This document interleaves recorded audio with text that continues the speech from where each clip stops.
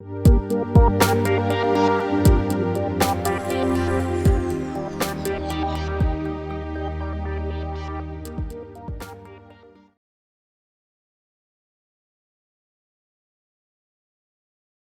les continúe bendiciendo a todos, hermanos. Amén. Vamos a buscar nuestras Biblias. Vamos a estar leyendo en el verso de Primera de Pedro. Estamos en el capítulo 3. Hoy vamos a estar leyendo desde el verso 13 hasta el verso 22. Dice la palabra de Dios. ¿Y quién es aquel que os podrá hacer daño si vosotros seguís el bien? Mas también si alguna cosa padecéis por causa de la justicia, bienaventurados sois. Por tanto, no os amedrentéis por temor de ellos, ni os conturbéis, sino santificad a Dios el Señor en vuestros corazones, y estad siempre preparados para presentar defensa con mansedumbre y reverencia ante todo el que os demande razón de la esperanza que hay en vosotros, teniendo buena conciencia, para que en lo que murmuran de vosotros, como de malhechores, sean avergonzados los que calumnian vuestra buena conducta en Cristo. Porque mejor es que padezcáis haciendo el bien, si la voluntad de Dios así lo quiere, que haciendo el mal. Porque también Cristo padeció una sola vez por los pecados, el justo por los injustos, para llevarnos a Dios, siendo a la verdad muerto en la carne, pero vivificado en el Espíritu, en el cual también fue y predicó a los espíritus encarcelados, los que en otro tiempo desobedecieron, cuando una vez esperaba la paciencia de Dios en los días de Noé, mientras se preparaba el arca, en el cual pocas personas, es decir, 8, fueron salvadas por agua. El bautismo que corresponde a esto ahora nos salva, no quitando las inmundicias de la carne, sino como la aspiración de una buena conciencia hacia Dios, por la resurrección de Jesucristo, quien habiendo subido al cielo está a la diestra de Dios, y a él están sujetos ángeles, autoridades y potestades. Vamos a orar. Amante Padre Celestial, gracias te damos por tu palabra. Gracias, Señor, porque ella es útil. Es perfecta, Padre, para instruirnos en estos momentos de dificultad que estamos viviendo. Padre, gracias por escribir. Gracias, Padre, por dejarnos tu consejo. Así que, Padre, permite que tu Espíritu Santo, Señor, en esta mañana esté a nosotros convenciéndonos de nuestra manera de vivir y transformándonos, Señor, a la manera que tú quieres que estemos viviendo. Así que, Señor, mira, Padre, nuestras pruebas. Mira, Señor, las dificultades que podamos estar viviendo como cristianos, como iglesia universal, como iglesia local, Señor. Y permítenos vernos a la luz de tu palabra. Ver qué tanto, Señor, estamos poniendo en práctica de la misma. Y, Señor, si no es así, perdónanos. Y permítenos, Señor, aprender de ella en esta mañana. Así que, Señor, te quiero poner tu palabra en mi corazón, Señor, tu palabra en el corazón de mis hermanos, tu palabra en el corazón de todo aquel que nos está escuchando. Úsanos, Señor, a la manera como tú quieres que seamos. En el nombre de Jesús. Amén. Hermanos, ¿alguna vez ustedes han sentido que a pesar de ustedes querer hacer las cosas bien o de que están haciendo las cosas bien, el resultado les sale mal? ¿O están sufriendo por hacer el bien? ¿Alguna vez a usted le ha sucedido han atravesado por esa circunstancia donde usted trata de hacer lo bueno, trata de comportarse bien, trata de hacerlo bien en su trabajo, pero sin embargo, las recompensas que tal vez usted está esperando no suceden de esta manera? Al contrario, lo que estamos es padeciendo más por hacer el bien. No sé si alguien aquí ha atravesado por esto, pero creo que es algo común, principalmente entre los cristianos, que deseamos hacer el bien. Recordemos la semana pasada. La semana pasada estamos hablando de bendecir a los demás, de cómo ser de bendición a los demás a pesar de las dificultades, A pesar de que estemos pasando por pruebas, a pesar de que estemos atravesando por circunstancias difíciles, debemos ser personas de bendición a los demás. Sin importar que sea a tu enemigo o una persona que está en contra tuya, el deber del cristiano, aquí en Primera de Pedro, nos está enviando a nosotros a hacer el bien, a desear ser de bendición. Y miren cómo terminamos la semana pasada, sabiendo que si nosotros anhelamos hacer lo bueno, vamos a tener recompensa aquí en la tierra, vamos a tener recompensa también en el cielo. Y quedamos con esa idea. Nos fuimos de aquí el domingo trabajando en nuestra mente estas ideas. Pero miren cómo el mismo Pedro ahora abre una porción más de su carta. Esta porción de ahora en adelante vamos a estar viendo de lleno lo que es el sufrimiento del creyente. Él nos estaba hablando, la palabra nos estaba hablando de ser de bendición, de cómo comportarse, de cómo estar en cualquier circunstancia. Ahora vamos a hablar acerca del sufrimiento. A pesar de usted hacer lo bueno, usted tendrá sufrimiento. Y entonces Pedro está intentando ahora llegar a un clímax de su carta, hablando de lleno acerca de lo que es el sufrimiento del creyente. Así que en esta mañana quiero hablarles o quiero exponer esta palabra y responder a esta pregunta. ¿Cómo sufrir bien? ¿Qué es sufrir bien? ¿Cómo un cristiano puede estar sufriendo y estar sufriendo de buena manera o a la manera como Dios quiere que suframos?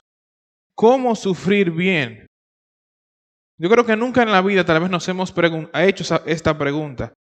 ¿Estaré sufriendo? Lo que estoy sufriendo hoy en día es por malas cosas que yo he hecho, por consecuencias que estoy pagando aquí en la tierra, o estoy sufriendo por la causa del bien, de la justicia. No sé si alguna vez ustedes han tenido esa pregunta.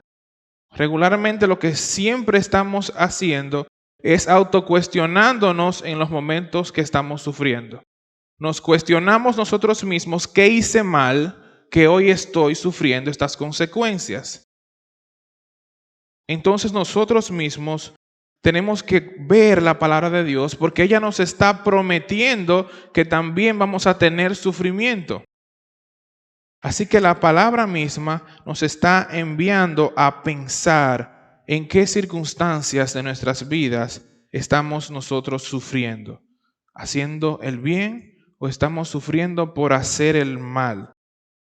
Viene como dice el verso 13. ¿Quién es aquel que os podrá hacer daño si vosotros seguís el bien? Y es una pregunta retórica, es una pregunta que nos está diciendo, pero si usted está haciendo lo bueno, ¿cómo es posible que exista alguien que quiera el mal o desearle el mal a usted? Y tenemos que pensar en lo que ya habíamos quedado. La Biblia misma nos había prometido que si anhelamos lo bueno, tendremos días buenos. Nos manda a refrenar nuestra lengua. Nos manda a pensar en lo bueno. Nos manda a hacer lo bueno y alejarnos de lo malo. Y asimismo, esta porción nos está haciendo la pregunta. ¿Cómo es posible entonces que alguien te quiera hacer daño cuando usted hace lo bueno? Y por eso tenemos que hacernos la pregunta. ¿Qué es sufrir por la justicia?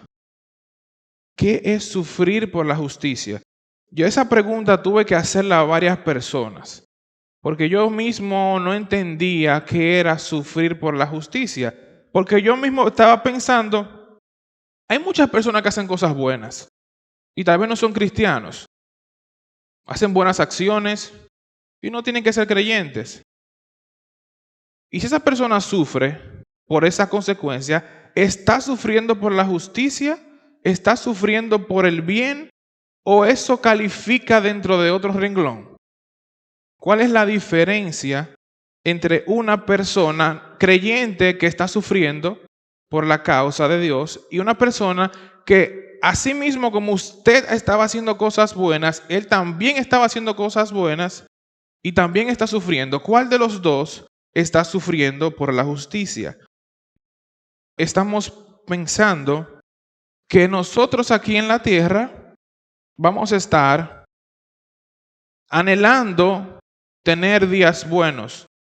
Muchas doctrinas que se autodenominan cristianas quieren hacernos pensar que nosotros vamos a estar siempre bien, que el anhelo de nuestro corazón tiene que ir siempre a estar en una buena condición aquí en la tierra. Sin embargo, miren lo que dice Juan 15:18. ¿Alguien lo tiene? Si el mundo os aborrece, sabed que a mí me ha aborrecido antes que vosotros. Eso fue Cristo directamente hablándonos a nosotros o hablándole a sus discípulos. Palabra para nosotros hoy en día. Si el mundo os aborrece, sabed que a mí me ha aborrecido antes que a vosotros. Así que el sufrimiento en el creyente va a estar per se. Si usted hoy en día no está sufriendo consecuencias acerca de su creencia, yo creo que es una de las preguntas que tenemos que hacernos. ¿Estamos nosotros sufriendo por ser creyentes?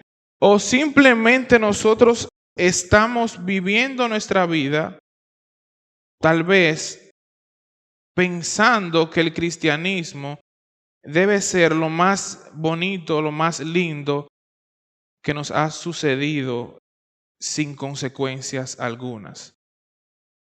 Andamos en la Biblia muchas veces nadando en la palabra de Dios y simplemente nos detenemos en los versos que son favorables para nosotros. No pensamos muchas veces en que si el mundo aborreció a Cristo, ¿por qué razón, si yo soy discípulo de Cristo, el mundo todavía no me ha aborrecido a mí?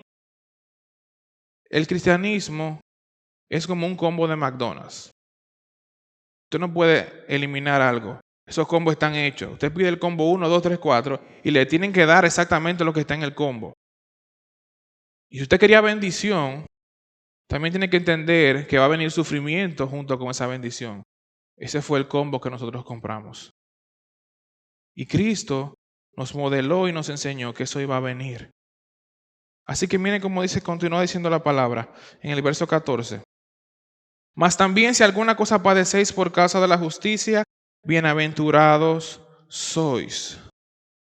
Un creyente tiene que estar rodeado por buenas obras. Las buenas obras deben de ser para nosotros el agua donde estamos nadando. Las buenas obras no simplemente son cosas que tenemos que hacer para reconocimiento. Las buenas obras no simplemente son cosas que tenemos que estar posteando en nuestras redes sociales. Las buenas obras no son para el pastor. Las buenas obras no son para que la iglesia le esté haciendo en comunidad. Las buenas obras son para que cada quien entienda que hoy, mañana y siempre tiene que estar rodeado de buenas obras. Fuimos salvados para buenas obras. Efesios 2, 8 y 10. Dice, por gracia sois salvos, por medio de la fe, y esto no de vosotros, pues es don de Dios. No por obras, para que nadie se gloríe, porque somos hechura suya, creados en Cristo Jesús, ¿para qué? Para buenas obras, las cuales Dios preparó de antemano para que anduviésemos en ellas. Hermanos, somos salvos para hacer buenas obras.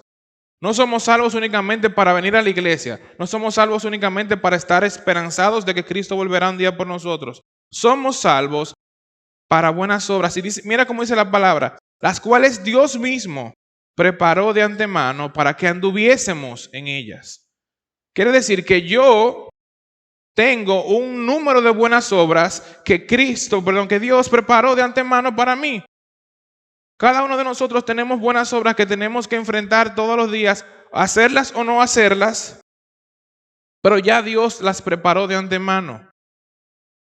Las buenas obras no son un programa únicamente del ministerio de diáconos.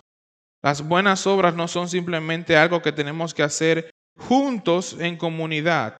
Las buenas obras fueron preparadas para que cada uno de nosotros tuviéramos la oportunidad de ver la oportunidad de hacer la buena obra y hacerla. Así que las buenas obras no nos llevan a salvación. No somos salvos por hacer buenas obras. Pero un cristiano que no esté haciendo buenas obras debe de preguntarse, ¿soy yo salvo? ¿He sido salvado? Es como el uniforme que tenemos que vestirnos o como el carnet que tenemos que exhibir. Recuerdo que dentro de las empresas que trabajé siempre me entregaban un carnet y ese carnet era todo. Recuerdo que una vez un carnet hasta me salvó de una multa. No sé por qué. Así nosotros mismos tenemos que aprender a exhibir nuestro carnet de buenas obras. Que seamos reconocidos por hacer esas buenas obras. Entonces, quiero hablarles acerca de algunos principios. ¿Por qué? Porque estas buenas obras están mezcladas, están llevándonos a nosotros a sufrir consecuencias. Eso es lo que la palabra de Dios quiere decir. No, usted está haciendo buenas obras, pero esas buenas obras están en contracultura. El mundo aborrece las buenas obras, porque las buenas obras exhiben la realidad del mundo que estamos viviendo. Estamos haciendo contracultura, estamos nadando contra la corriente. Y el mundo está en contra de las personas que están haciendo lo bueno. Y el cristiano o la iglesia de Cristo está puesta aquí en el mundo para ser un estandarte, para ser un baluarte de la verdad.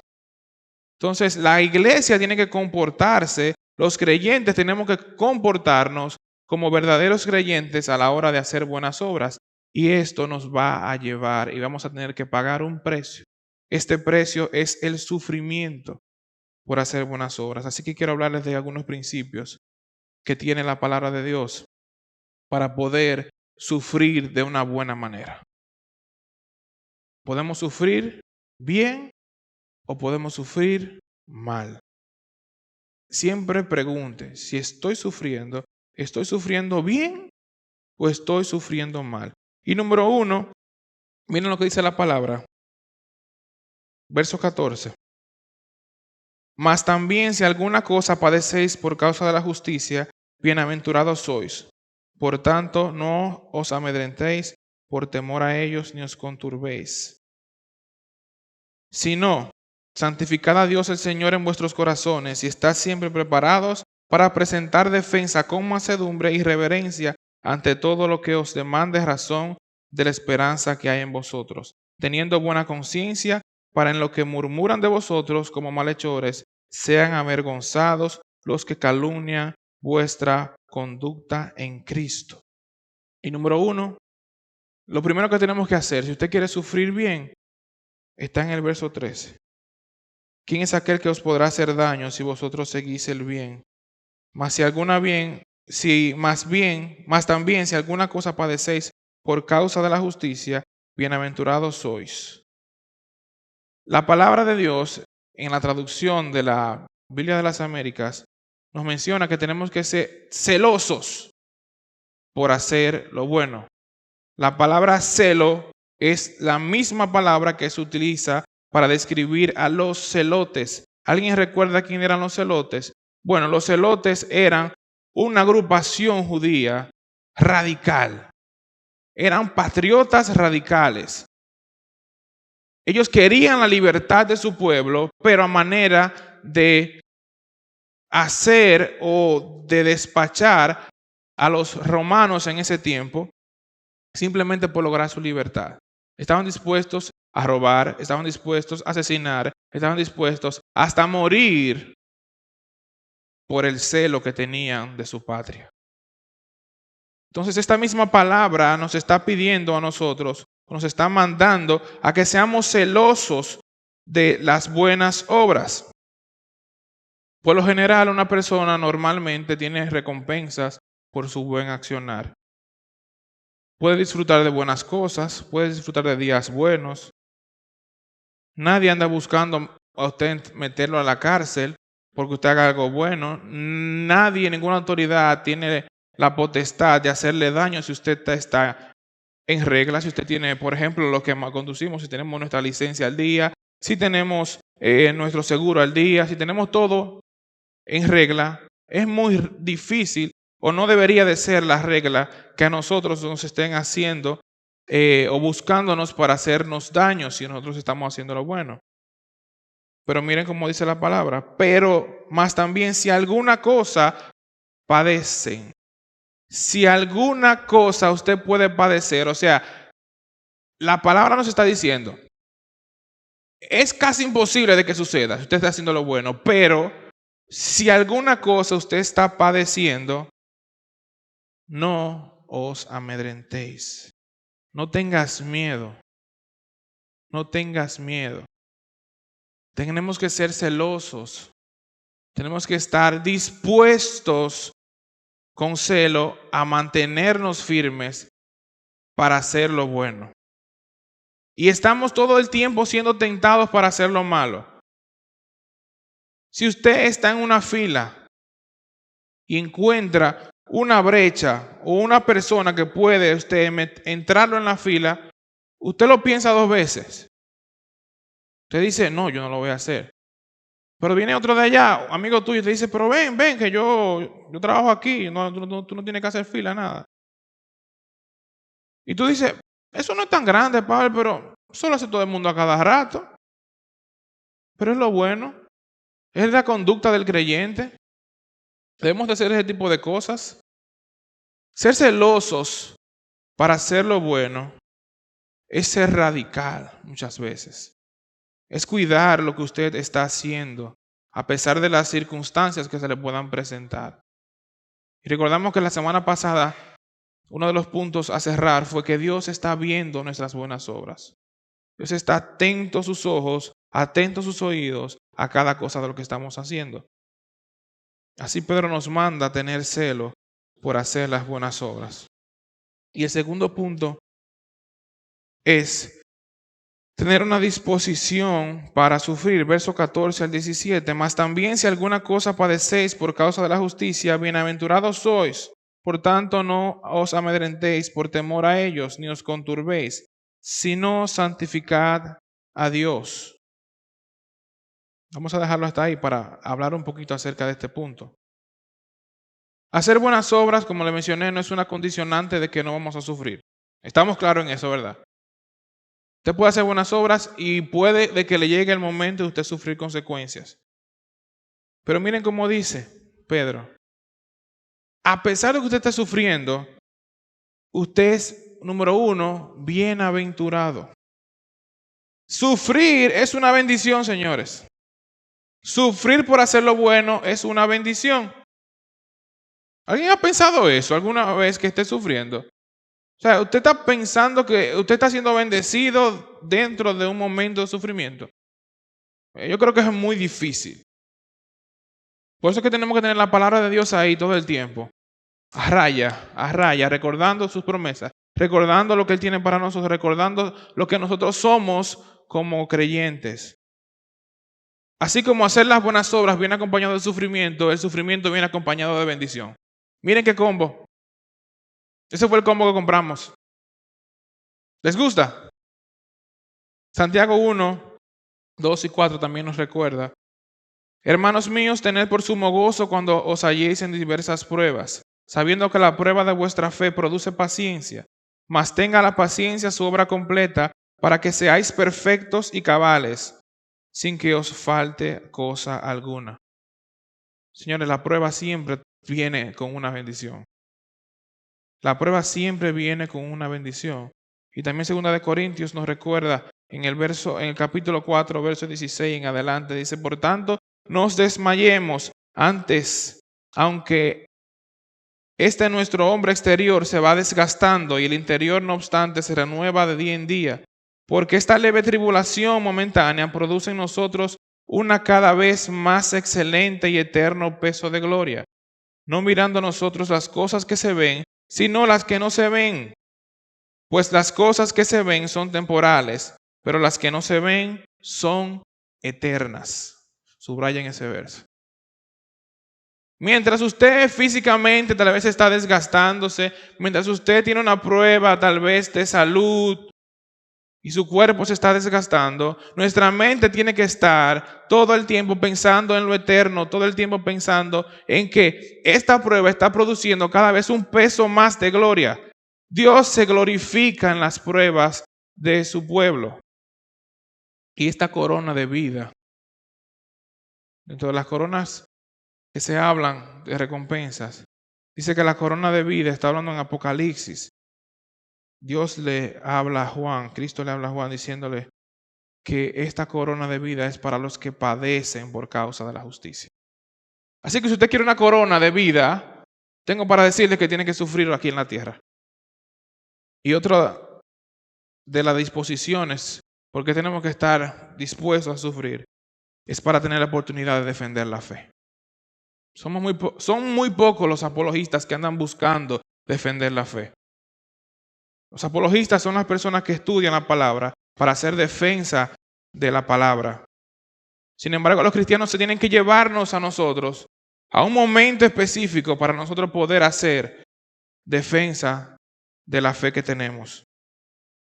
Y mire como dice Pedro, no os amedrentéis, no te intimides, no os conturbéis, no tiembles, no tiene que tener miedo.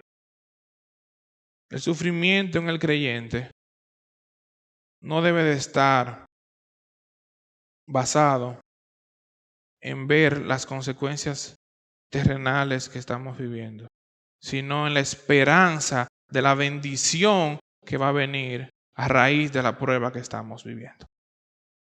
Y recuerda, se puede sufrir haciendo el bien o se puede sufrir haciendo lo malo. Todo lo que le estoy diciendo es para lo que estamos sufriendo haciendo el bien. Si usted cometió una falta en su trabajo y está sufriendo consecuencias de esto, tal vez no es lo que aplique para usted. Si usted cometió algún error en su matrimonio y está sufriendo consecuencias acerca de esto, tal vez lo que le estoy diciendo hoy no le aplique para usted. Sufrir haciendo lo bueno es sufrir buscando la justicia de Dios. Número 3, produce una vida de devoción. Una vida de devoción a Cristo. Dice en el 15, si no santificad a Dios, el Señor, en vuestros corazones, y estad siempre preparados para presentar defensa con mansedumbre y reverencia ante todo lo que os demande razón de la esperanza que hay en vosotros. Santificar significa apartarse, consagrarse. Sufrir nos permite a nosotros ser cada vez más santos, estar cada vez más consagrados a nuestro Señor.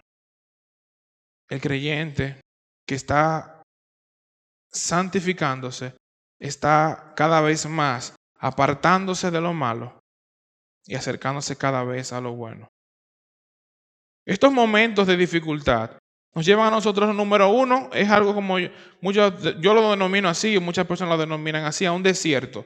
Los momentos de dificultad nos llevan a un desierto. ¿Qué es un desierto en la vida de un creyente? Es un momento de soledad donde usted está solo con Dios. Donde tal vez lo que usted pensaba o las personas con las que usted tal vez contaba no son suficientes. Y su palabra es más que suficiente en esos momentos. Es un momento de renovación. Es un momento donde su mente está, tal vez como estaba Job, cuestionando a Dios. Pero Dios está anhelando que usted lo cuestione porque Él está dispuesto a que usted busque en su palabra la respuesta a las cuestionantes que usted tiene. Y si esa es la única manera de usted poder abrir su palabra, créame que lo va a hacer. Créame que lo va a hacer. La siguiente es que nos está preparando también para presentar defensa de la palabra. Y aquí vamos a un punto sumamente interesante. Estamos sufriendo. Estamos en una situación donde vamos a tener que defender la palabra de Dios. ¿Qué vamos a decir? ¿Alguien sabe cómo enfrentar a un grupo, enfrentar a compañeros de la universidad, compañeros de trabajo, hermanos tal vez de la misma iglesia? ¿Alguien sabe cómo defender la palabra de Dios? Pues número uno, tengo para decirle que si usted no lee la palabra de Dios, no va a poder nunca tener la respuesta a esto. Entonces, para poder sufrir de buena manera, usted tiene que estar dispuesto a defender la palabra. No se trata únicamente de este camino de resistir. No, sufrir bien, sufrir por la justicia, no únicamente se trata de usted resistir la prueba. Es una oportunidad única tal vez de usted poder defender la palabra de Dios. Y Pedro les está exhortando a la iglesia que estén listos, siempre preparados para presentar defensa con mansedumbre y reverencia. No es discutir, no es pelear, no es usted terminar de enemigo con una persona porque usted está defendiendo la palabra. La defensa real de la palabra siempre está ligada a la mansedumbre. Y defender, hablar de la palabra de Dios debe de ser un momento de reverencia, no solamente por la palabra, no solamente por usted que está hablando, sino por la persona también que está escuchando la palabra de Dios. Hablar de la palabra de Dios, defender la palabra de Dios, debe de estar ligado a un corazón manso. Los cristianos que no pueden presentar una explicación bíblica y clara de su fe, están inseguros cuando sean criticados, cuando sean cuestionados. Y menciona un pastor, en algunos casos, tal inseguridad puede socavar su seguridad en cuanto a la salvación. Miren qué tan profundo puede llegar esto. Miren qué tan importante es saber defender nuestra fe. Y es algo muy común. Estamos viendo siempre en las redes sociales. Hoy en día estamos muy bombardeados por estos debates de cristianos, grupos X, LGTB, grupos ateos, grupos de diferentes denominaciones. Y yo entiendo muchas veces que hay creyentes que tal vez se hacen preguntas ellos mismos. Yo no conocía eso. ¿Y cómo es posible? Yo no entiendo. Yo creo que este pastor lo que está confundiéndome más con lo que está diciendo. Porque nosotros mismos no nos tomamos la delicadeza de nosotros introducirnos en la palabra de Dios y nosotros tener una base para la defensa de su palabra. Imagínese usted que usted esté cuestionando su salvación por usted no conocer la palabra, entendiendo que los ataques del mundo pueden ser abrumadores. Los ataques que vienen, estamos siendo bombardeados por todos los lugares. Y esto puede abrumarnos. Por eso es que Pedro le decía, no tiemblen, o sea, manténganse firmes. Tenemos que vestirnos con toda la armadura de Dios. Con toda la armadura de Dios.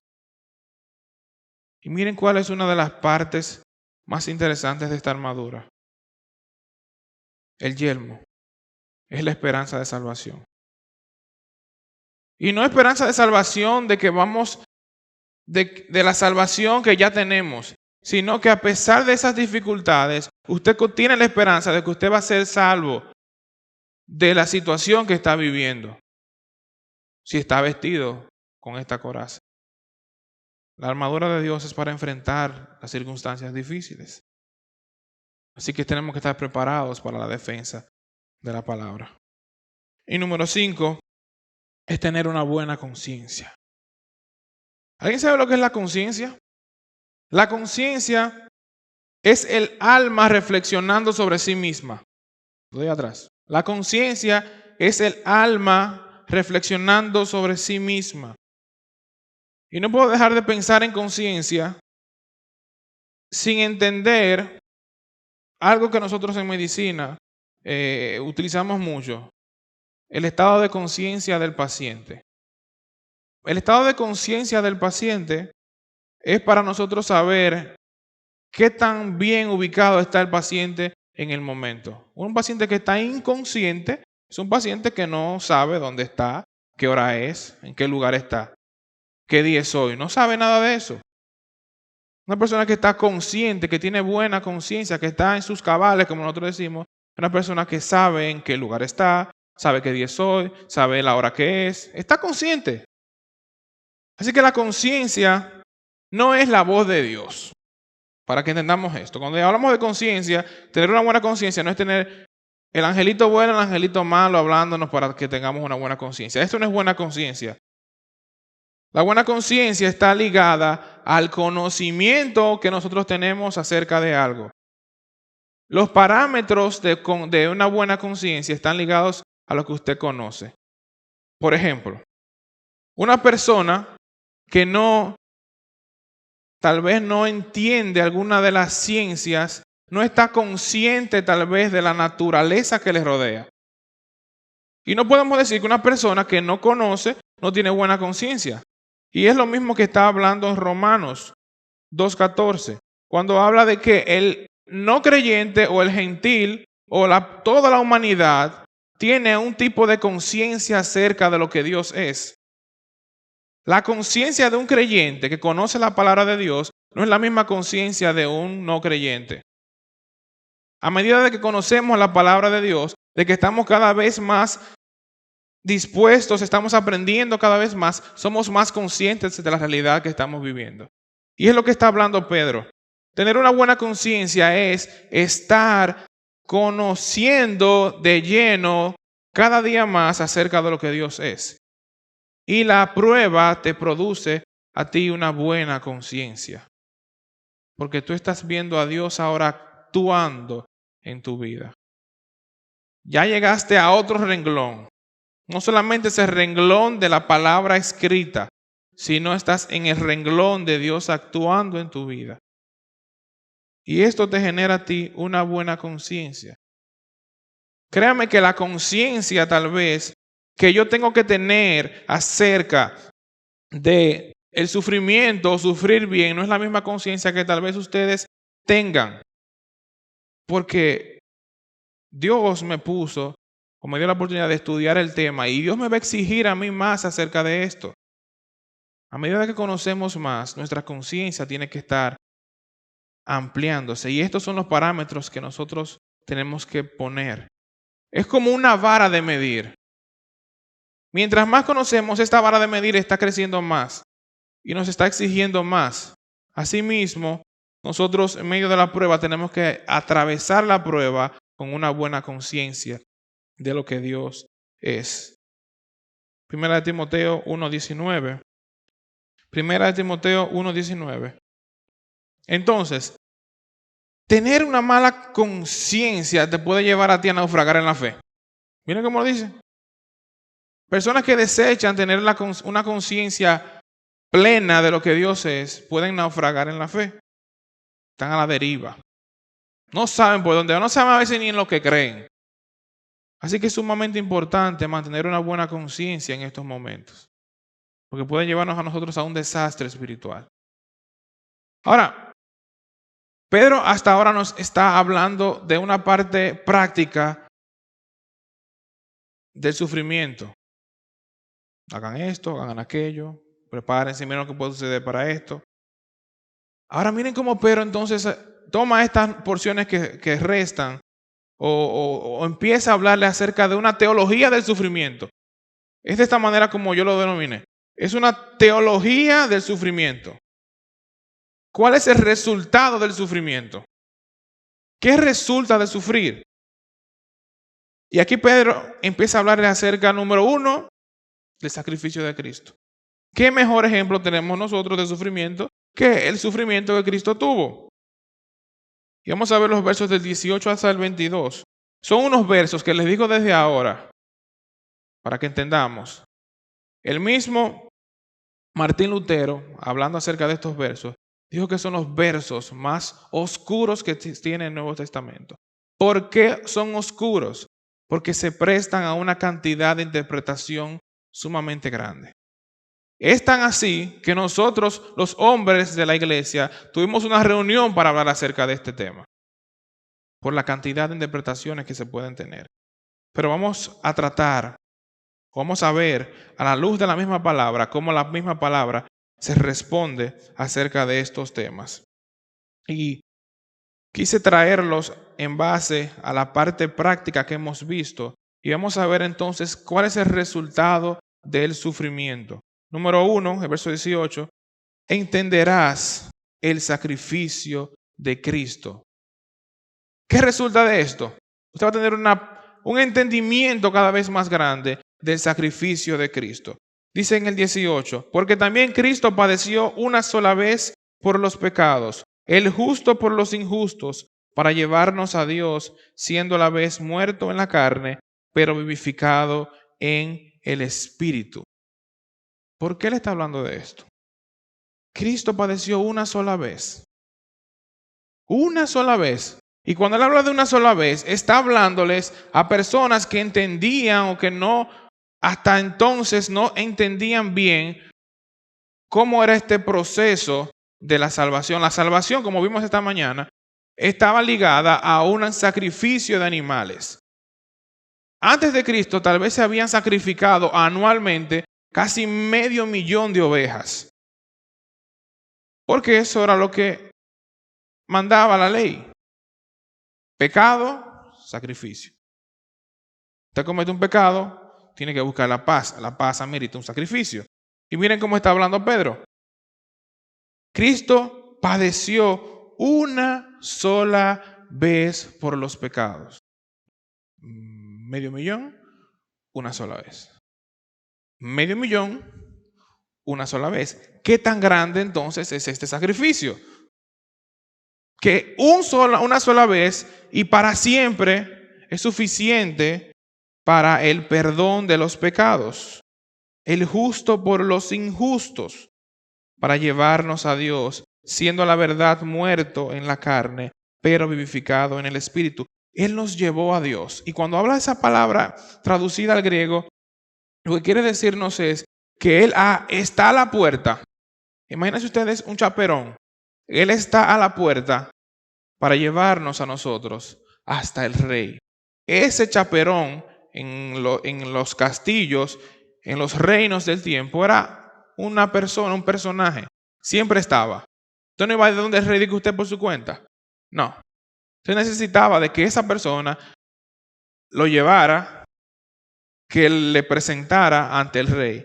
Y así mismo es lo que Pedro está diciéndonos. Para llevarnos a Dios, siendo la verdad muerto en la carne, pero vivificado en el Espíritu. Muerto en la carne, vivificado en el Espíritu. Esto lo que está tratando de hablar es, en el contexto de la época, había muchas teorías de la muerte de Cristo, de su resurrección. Una de ellas era de que Cristo no había muerto. Que en realidad Él no había muerto. Simplemente por las heridas que tenía, Cristo estuvo en la tumba, pero Él no había muerto. Y Pedro está asegurando que Él estuvo muerto en la carne, pero su espíritu se mantuvo vivo. Acuérdense que Cristo es el Verbo encarnado. Cristo ha existido desde la eternidad. Su encarnación fue la demostración del cumplimiento de la promesa.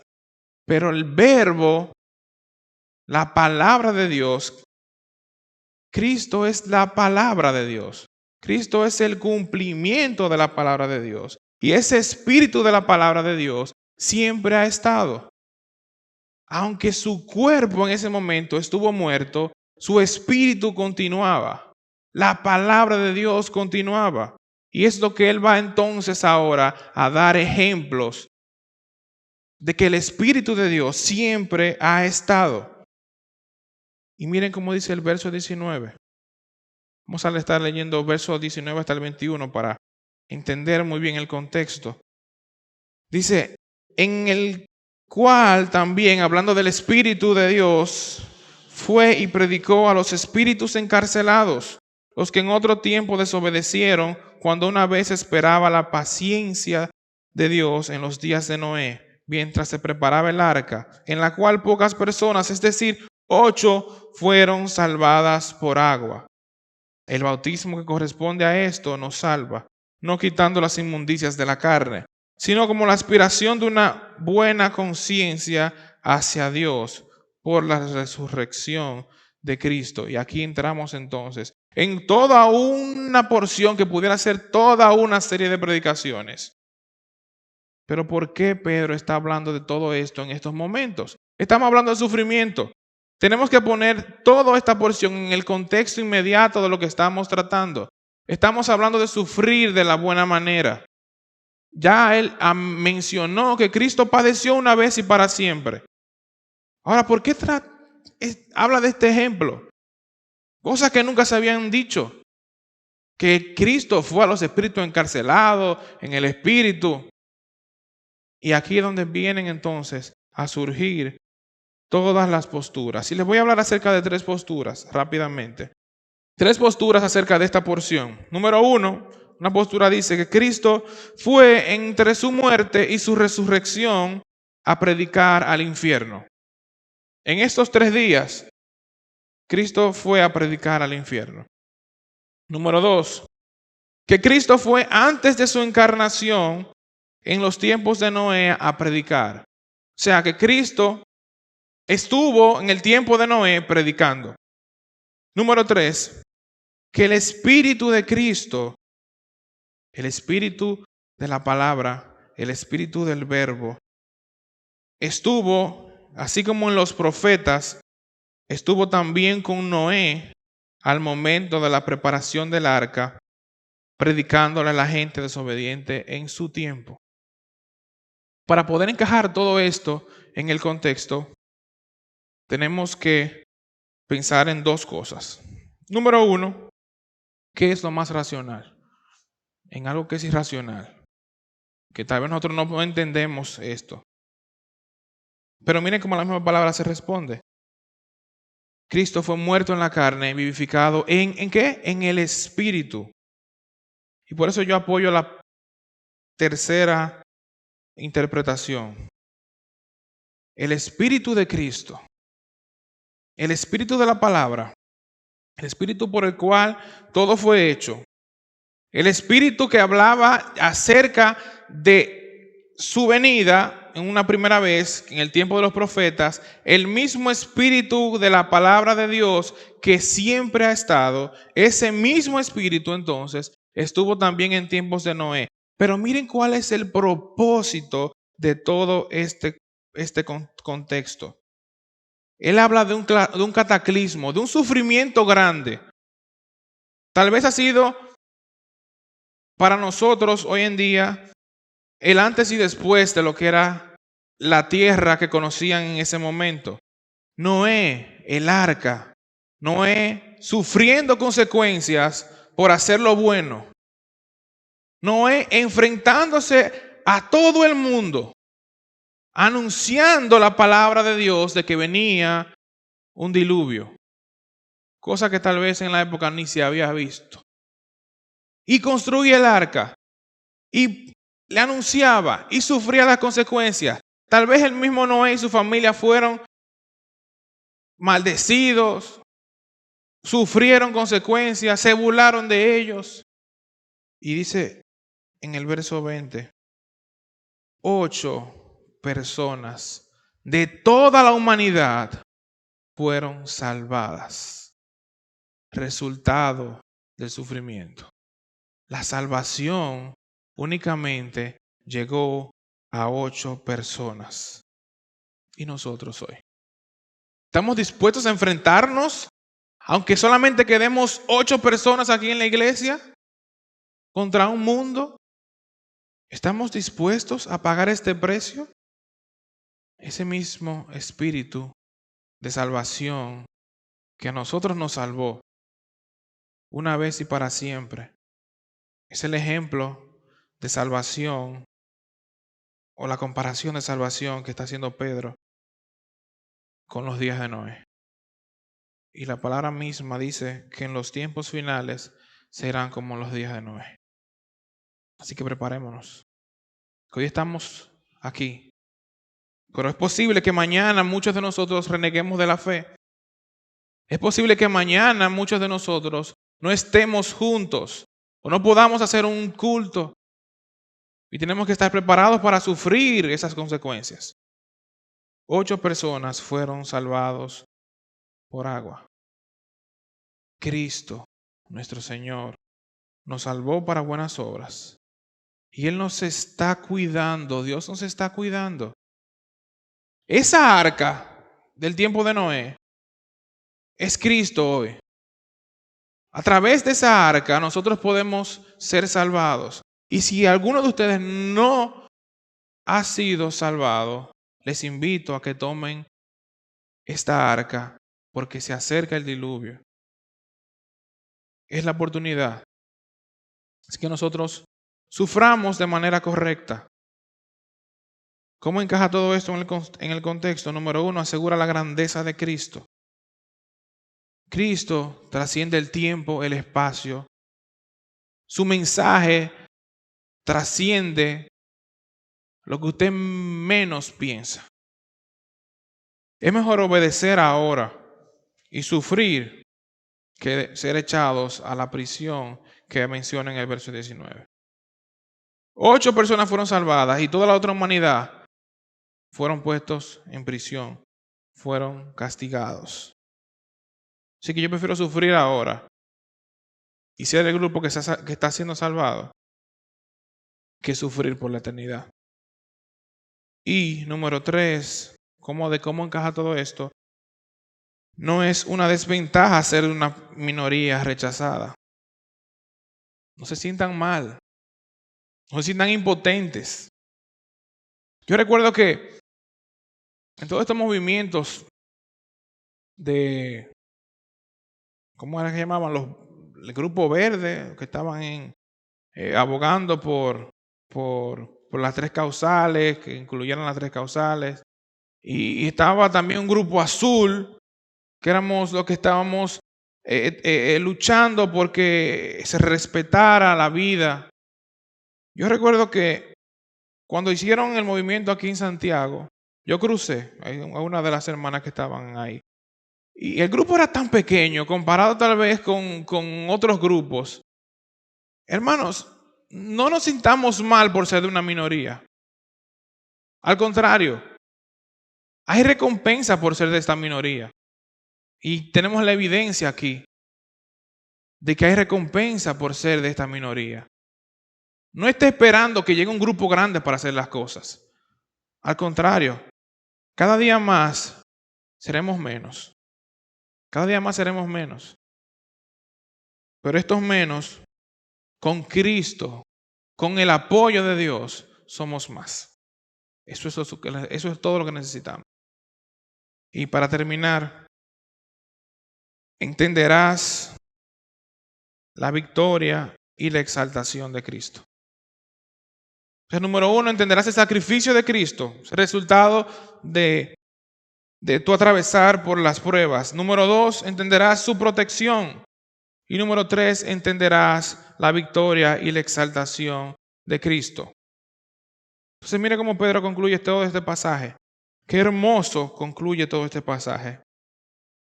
Dice, quien habiendo subido al cielo está a la diestra de Dios y a él están sujetos los ángeles, autoridades y potestades. Cristo padeció, sufrió una vez y para siempre. Miren todo lo que padeció Cristo y miren cómo terminó. Está en la diestra de Dios. La diestra del rey es una posición de poder. Y a él están sujetos todos los ángeles, las autoridades y potestades. Entonces, hermanos, los ángeles, que en un momento tal vez fueron ángeles caídos, desobedecieron a Dios, tal vez se creían más grandes que cualquier otra cosa, hicieron lo que quisieron hacer aquí en la tierra, eso está en Génesis capítulo 6. Todos esos poderes que nosotros no podemos ver, las autoridades, las potestades, todo lo que hace la maldad, todo lo que produce para nosotros sufrimiento, todo lo que está incluyendo aquí en el mundo el sufrir del creyente, todo eso, todo, absolutamente todo está sujeto bajo los pies de Cristo. Así termina todo. Entonces, ¿usted quiere estar del lado de Cristo? ¿O vamos a tener temor de cosas que ya Cristo venció? Al final todo termina en gloria, como dice una canción. Al final todo esto, todo lo que hoy podemos ver, todo lo que podemos guardar, todo lo que para nosotros es un tesoro aquí en la tierra, es basura. Y la gloria está junto con Cristo. Ahora, ¿estamos dispuestos a sufrir por esto? ¿Qué tan fuerte vamos a salir nosotros de aquí hoy con disposición a sufrir? Jonathan ayer me preguntaba cómo me iba con la predicación. Y esta mañana estaba Jonathan pidiendo oración, orando por mí, porque en realidad estas últimas semanas para mí y mi familia han sido muy difíciles. Comenzando hace un par de semanas atrás. Hemos tenido que mudarnos de repente. Mi esposa estuvo en una situación de una infección que es una de las causas principales de aborto. Mi hijo estuvo enfermo esta semana. Yo estuve casi a punto de tener un accidente con mi vehículo. Y cuando Jonathan me hizo esa pregunta ayer, yo le dije, con todo lo que me ha sucedido, yo he podido entender muy bien la predicación que yo voy a hacer. Porque no es lo mismo leerlo, estudiarlo, ver comentarios, ver predicaciones, que usted atravesar por situaciones. Tal vez yo no pueda comparar esto con sufrir por hacer lo bueno, pero vale la pena entender la recompensa que viene por hacer lo bueno, que sufrir sin tener el conocimiento de lo que me espera más adelante. Y yo estoy confiado en Dios, que a pesar de cualquier circunstancia terrenal, puede venir todavía una prueba más grande y yo tengo que estar firme y preparado para dar batalla contra esto. Y creo que el ejemplo del creyente en estos momentos vale demasiado.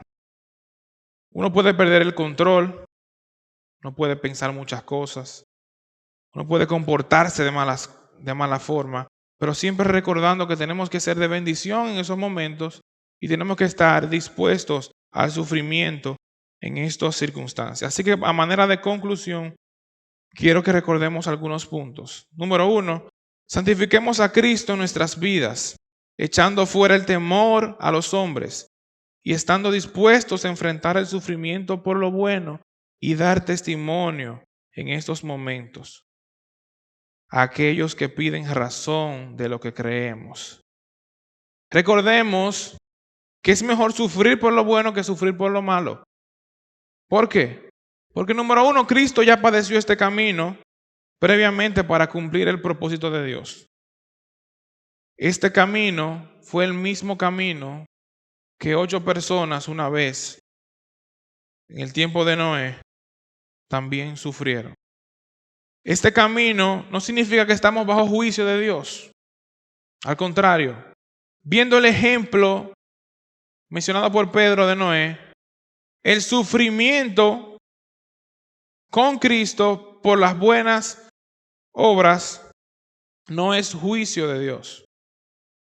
¿Por qué? Porque Cristo ya experimentó ese juicio en su carne. Ya Cristo experimentó ese juicio por nosotros. Y que Cristo mismo, no Satanás, no el mundo, no la muerte, son los que están al mando. Sino Cristo está al mando de todo esto. Cristo está en el timón del arca. Cristo es el arca de salvación. Y asimismo, como ellos 8, luego de que sucediera todo el diluvio, pudieron ver un cielo nuevo y una tierra nueva, así nosotros mismos tenemos que estar esperanzados en ver este cielo nuevo y esta tierra nueva con nuestros ojos. Amén. Espero que esa sea nuestra esperanza. Vamos a orar. Padre Santo, a ti la gloria, a ti la honra, a ti las gracias, Señor, por tu palabra. Tú y únicamente tú eres el que hace y nos da a nosotros el querer hacer lo bueno. Tú preparaste obras buenas desde el principio para que nosotros las estuviéramos haciendo.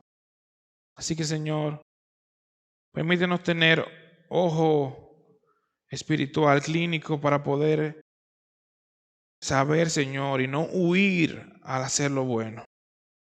Que decidamos hacer lo bueno antes que lo fácil, antes que lo malo. Porque las consecuencias de hacer lo bueno son gloria y las consecuencias de hacer lo malo es juicio. Así que tu palabra, Padre, sea cumplida en nosotros. Que nuestra conciencia, Señor, se haya ampliado hoy y que estemos dispuestos a pagar el precio. Transfórmanos, úsanos, Señor, a la medida de tu palabra y permítenos, Señor, ver tu gloria. En el nombre de Jesús. Amén.